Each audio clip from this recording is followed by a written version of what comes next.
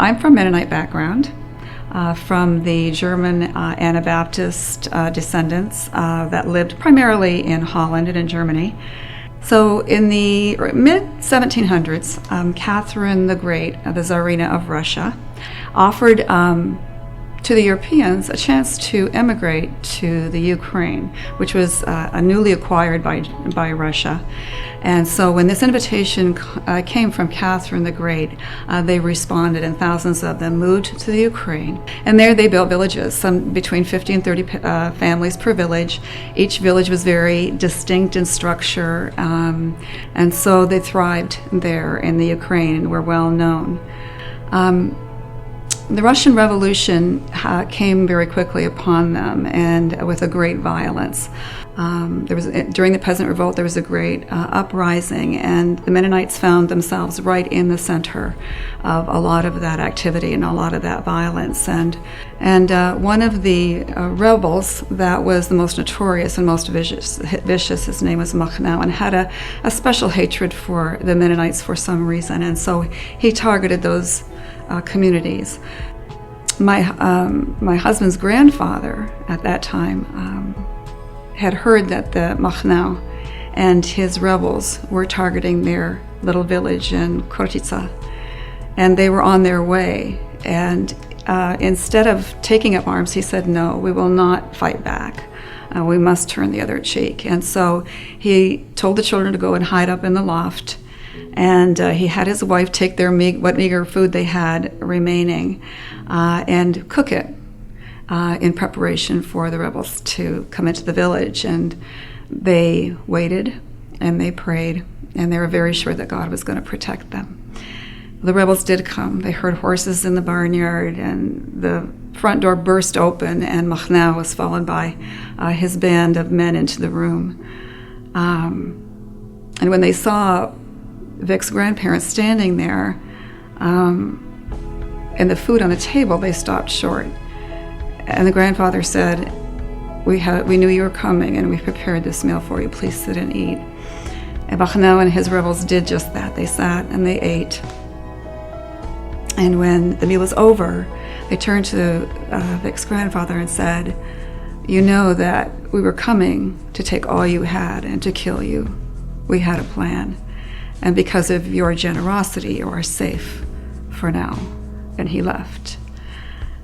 And grandfather knew that it was because of God's faithfulness to do what God wanted him to do and to show mercy and generosity that he had survived. And thankfully, his grandparents did survive, and they did emigrate to Canada later. Years after they came, and my grandmother had died in Canada in 1957, my dad was looking through some of her possessions, and he came across a box that had a lot of letters in them in German. There were two brothers that my grandmother had that had remained in Russia, and out of these letters came their stories. One brother's name was Sasha. Sasha was an administrator of a school, very successful. And one day he was taken into the government office, and he was confronted. And he was by the communists, who said, "You have a choice. You can renounce your faith in God right now, today, and keep your job. Or you can choose not to renounce him and lose your job." Perhaps he couldn't bear the thought of his three children starving and his wife starving before him, but he renounced his faith in God. And his life changed. He did keep his job, but he was watched every moment of every day. He was called out in the middle of the night to come to meetings. He was never with his family. He didn't know his children anymore because he was always working.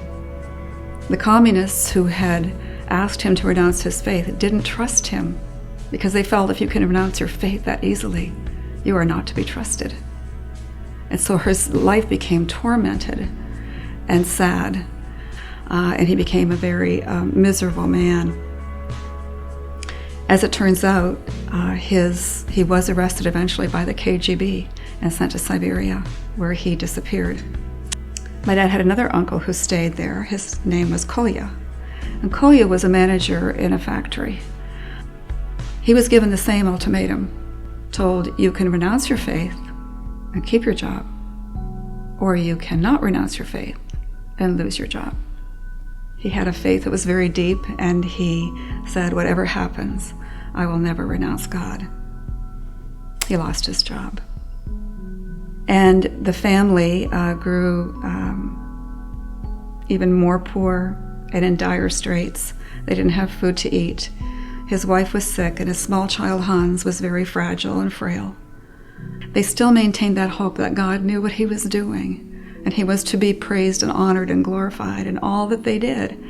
And so my dad, after reading these letters that he had found, became interested in trying to find out whether any relatives were still alive, and he investigated, and he eventually found Hans, the little boy whose dad, Kolya, had been taken to Siberia. And he found out he was living in Germany, and so he called him and said, I'm your cousin, Herbert, from Canada, and I have some letters that you might be interested in. May I send them to you? And he said, sure, send them to me. Hans called my dad back, and he said, I need to tell you a story. He said, when I remember a little bit about what happened right after the Russian Revolution, and we were starving at home, and times were very, very hard. And I remember the men coming in the middle of the night to take my dad away. I remember my mother dying. I remember the hopelessness I felt. I remember the anger I felt at God for taking my good parents and not allowing them to live. And I grew angry as I grew older. And I turned my back on him, wanted nothing to do with him or religion ever again. And he said, when I read those letters that my parents had written, and when they were in the worst position they could ever be, how they loved me and how they loved their God and trusted in their God. And they always prayed in their letters for their little one to know him. I found God again, and I renewed my faith in God.